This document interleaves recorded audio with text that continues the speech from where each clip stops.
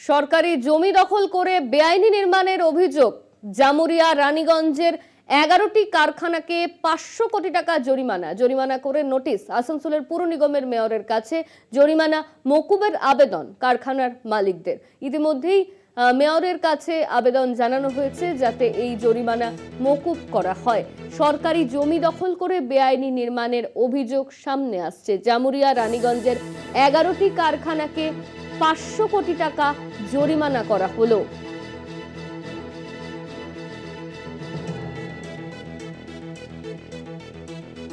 আমাদের সঙ্গে ফোন লাইনে রয়েছেন আমাদের প্রতিনিধি পবিত্র বন্দ্যোপাধ্যায়। সরকারি জমি দখল করে বেআইনি নির্মাণের অভিযোগ সামনে আসছে। 11টি কারখানাকে 500 কোটি টাকা জরিমানা করা হয়েছে।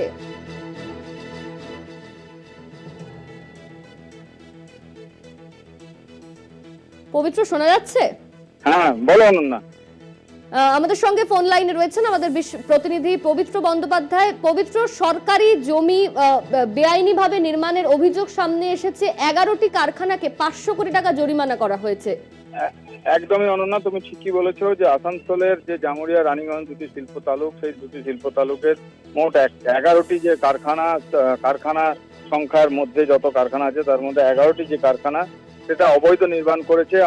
তুমি জানো যে সরকারি দখল করে অবৈধ নির্মাণের ঘটনা আমরা জেনেই থাকি, কিন্তু সরকারি জমি দখল করে কারখানা তৈরির নয়, কিন্তু সরকারি জমি দখল করে অবৈধভাবে যে নির্মাণ তৈরি হয়েছে সেই নির্মাণের তদন্ত যখন নামে আসানসোল পৌর নিগম, তখন জানতে পারে যে 11টি কারখানা সরকারি যে জমি সেখানে অবৈধভাবে নির্মাণ তৈরি করেছে এবং পৌর নিগমের নিয়ম ছাড়াই তারা পরিসর তৈরি করেছে। এবং তারপরে তারা যে কারখানা কর্তৃপক্ষ তাদেরকে ডাকে, মিটিং করে তাদের সঙ্গে, এবং মিটিং করার পরে তারা বলে যে এই যে পথ, সেই পথ ঠিক পথে হাঁটতে হবে, কারণ যে অবৈধভাবে নির্মাণ সেটা ভেঙে দিন, নতুবা সরকারি এই যে অবৈধভাবে নির্মাণ তার জন্য 500 টাকা জরিমানা তারা ওই 11টি যে কারখানা তাদেরকে করেছে। পাশাপাশি তাদেরকে কিছুদিন সময় দেওয়া হয়েছে যে যদি সরকারি জমির উপরে এই নির্মাণ সেটা যদি তারা না ভাঙে তাহলে কর্পোরেশন নিজে উদ্যোগ নিয়ে সরকারি জমির উপর অবৈধ নির্মাণ ভাঙবে। এখন দেখার কি পরিস্থিতি দাঁড়ায়। অনন্যা, ধন্যবাদ তোমায় পবিত্র। আমাদের সঙ্গে ফোন লাইনে ছিলেন আমাদের প্রতিনিধি পবিত্র বন্দ্যোপাধ্যায়।